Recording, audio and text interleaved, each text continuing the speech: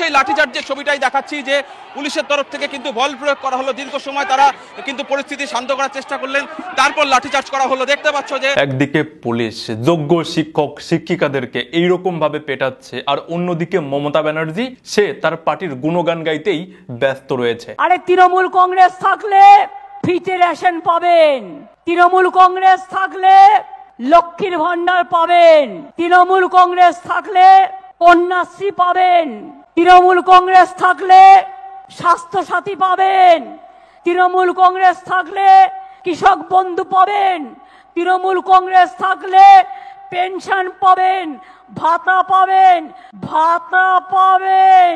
যখন ইনি এই কথাগুলো বলেছিল না, এই কথাগুলো বলে যখন ভোট নিয়েছিল না, তখন হয়তো ইনি এটা বলতে ভুলে গেছিল যে তৃণমূল কংগ্রেস থাকলে শুধু এইগুলোই নয়, এর সঙ্গে শিক্ষক শিক্ষিকারা ইনার পুলিশের হাতে কেলানিও পাবে, জয় জহর পাবেন, ঐক্যশ্রী পাবেন, সবুজ সাথী পাবেন, ট্যাব পাবেন। তাই তো মানুষকে দরকার তৃণমূল বারবার।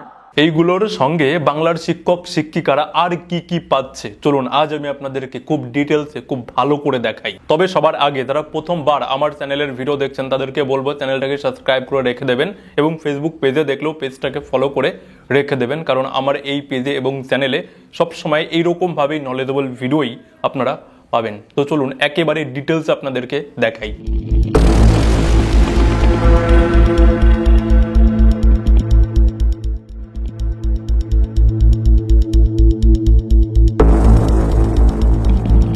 এই যে ভিডিওটা না, যে 5-6 সেকেন্ডের যে ভিডিওটা দেখলেন না, এই ভিডিও এখানেই শেষ নয়।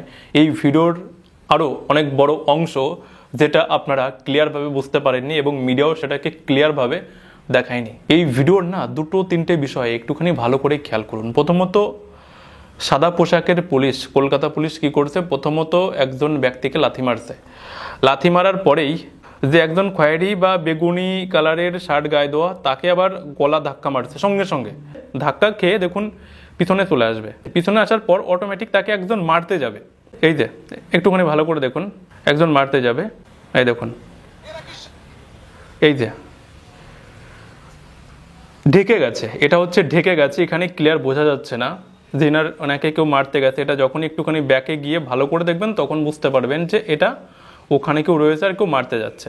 তো ওনাকে কিভাবে মারছে আর কোথায় মারছে সেটাই দেখার বিষয়, আর সেটা আমি আপনাদেরকে অন্য ভিডিওর অন্য অ্যাঙ্গেল থেকে দেখাচ্ছি। এই হচ্ছে সেই পুলিশ, এই হচ্ছে সেই পুলিশ যে পুলিশ গলা ধাক্কা খাওয়ার টিচারকে মারবে, ঠিক আছে? একটুখানি ভালো করে দেখবেন। এই যে টিচার প্রথমত গলা ধাক্কা খেলো, এটা অন্য অ্যাঙ্গেলের, সেম ওটাই পুলিশ ওই প্রথমে এই ব্যক্তিটাকে আগে গলা ধাক্কা দিল, তারপরে পাশ থেকে ওই যে ঢেকে গেছিল যেটা দেখাচ্ছিলাম সেটা এখান থেকে আপনারা ক্লিয়ার দেখতে পাচ্ছেন।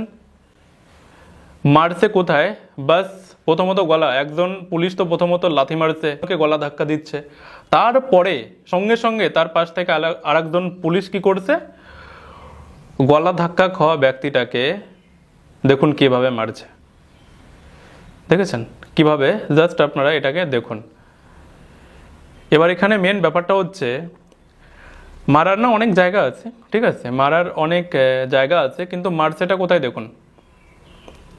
শুধু একবার ভাবুন যে একজন পুলিশ প্রথমে কি করেছে, একজন টিচারকে লাথি মারছে, তারপরে আবার কি করছে, সঙ্গে সঙ্গেই আর একজন টিচারকে গলা ধরে ধাক্কা মারছে, তারপরে যাকে গলা ধরে ধাক্কা মারা হচ্ছে পাশ থেকে অন্য একজন পুলিশ এসে তাকে আবার তাদের হাতে যে ডান্ডা থাকে না, সেই ডান্ডা দিয়ে ওইরকম ভাবে মারছে।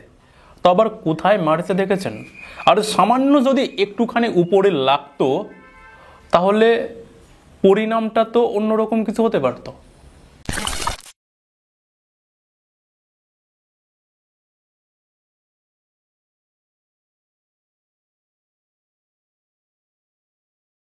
আবার এই পুলিশ মহাশয় ওই মহিলা মানে শিক্ষিকাকেও মারার জন্য দেখুন কি রকমের পোজ নিয়েছিল। এই পুলিশের সামনে যদি ওই মহিলা পুলিশটা না থাকতো তাহলে এই পুলিশ হয়তো ওই শিক্ষিকাকেও মেরেই দিত। বলছি আমাদের এই বাংলায় কি কোনো তালিবানি শাসন চলছে নাকি? আর তালিবানি শাসন বললেও তো এখন তালিবানদেরকেও লজ্জা দেওয়া হচ্ছে। এই বাংলার খবরগুলো দেখে তালিবানরাও মনে মনে ভাবছে হয়তো যে আরে তৃণমূল তো আমাদের বাপ নিকলা। 17 র্যাঙ্ক করেছি, মেয়েদের মধ্যে 5-এ। আমার সামনে যারা কোরাপ্টেড তাদের লিস্ট বাদ দিলে এই গোটা রাজ্যে আমি 6-এ চলে আসি কেমিস্ট্রি ডিপার্টমেন্টের। মেয়েদের মধ্যে 2-এ আসি আমি। আমার কাছে রয়েছে প্রমাণ, দেখাচ্ছি আপনাদের কোথায় নামটা আছে, কিভাবে এসেছিলাম এই জায়গাটায়, র্যাঙ্কটা করে কিভাবে এসেছিলাম। কত দিনের আমার ছোটবেলা থেকে প্রচেষ্টা আছে এখানে এসে ওদের লাথি খাবো, সেই জন্য ওদের লাথি খাওয়ার জন্য চুইং গাম চিবাচ্ছে, পা তুলে দাঁড়িয়ে দাঁড়িয়ে চোখে দাঁড়িয়ে চুইং গাম চিবাচ্ছে, পা তুলে। নিজেদের সন্তান নেই, ওদের সন্তান নেই।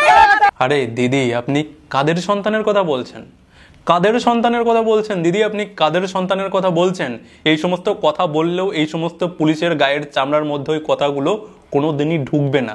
কারণ এই বাংলায় যখন কোনো তদন্ত নিয়ে পুলিশকে প্রশ্ন করা হয় তখন পুলিশ সেটাকে ঘোরানোর জন্য, তখন পুলিশ নিজের ইগো দেখানোর জন্য পুলিশের শীর্ষকর্তারা পর্যন্ত তারা এটা পোস্ট করে যে পুলিশের মেয়ের চিন্তা ছাড়াও সে লড়াই করেই হচ্ছে বড়।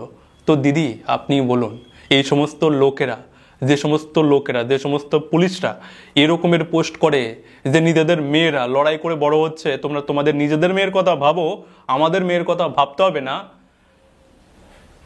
তারা আপনাদের এই কষ্ট কি করে বুঝবে? যে সমস্ত পুলিশ কর্মীরা আজকের দিনেও দাঁড়িয়ে এই রকমের কাজবাজ করছে না, তারা নিজেদেরকে বিশাল বড় প্রাউড ফিল করে, জানেন তো।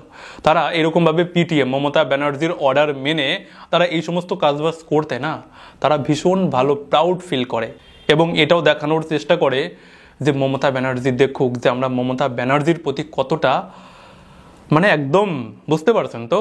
আজকের দিনে পুলিশ যা করছে না, তো সেই পুলিশের যারা শীর্ষ কর্তা ছিল না, যারা অবসর নিয়েছে, তারাও এখন এই পুলিশের বিরোধিতা করছে। দেখুন, আজকে দুপুর তখন 1:30টার সময় আমি খেতে বসেছি।